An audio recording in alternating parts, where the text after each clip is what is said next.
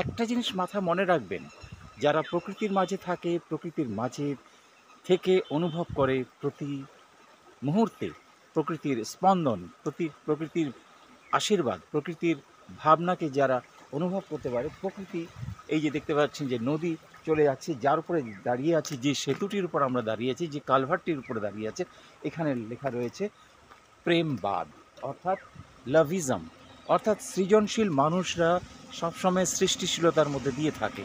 প্রেম, প্রকৃতির প্রেম আপনাকে সবসময় সমৃদ্ধ করবে, কেউ আপনার ক্ষতি করতে পারবে না। যদি কেউ ভেবে থাকে যে কারো দুর্দিন এসেছে, কারো দুঃসময় যাচ্ছে, দেখে খুব আনন্দ পাচ্ছে, সেটা কিন্তু না। প্রকৃতি কখনো আপনার সাথে বেইমানি করবে না, প্রকৃতি আপনাকে সবসময় সমৃদ্ধ করবে। দেখতে পাচ্ছেন সেই রাজা ভাত খাওয়া স্টেশন আমার পেছনে।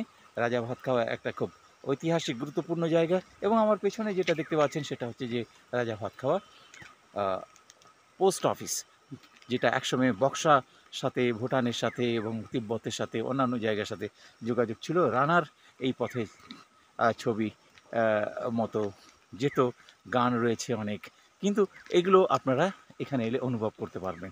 প্রকৃতির মাঝে থাকুন, প্রকৃতির সাথে থাকুন, নিজেকে আত্মবিশ্বাসী রাখুন, ভেঙে পড়ার কোনো কারণ নেই। সৃজনশীল মানুষ, সৃষ্টিশীল মানুষের একটাই বিশ্বস্ত সঙ্গী, যে কখনো আপনার সাথে বেইমানি করবে না, প্রকৃতির মাঝে থেকে প্রকৃতির সাথে থাকে।